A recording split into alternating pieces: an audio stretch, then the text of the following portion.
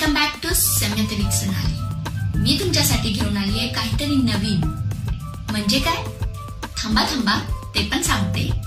तर पुणे नगरीला महाराष्ट्राची सांस्कृतिक राजधानी आणि विद्येचे माहेरघर तर म्हणतातच, त्याचबरोबर पुण्यातील गणेश उत्सव हा जगात भारी असतो, बरोबर ना?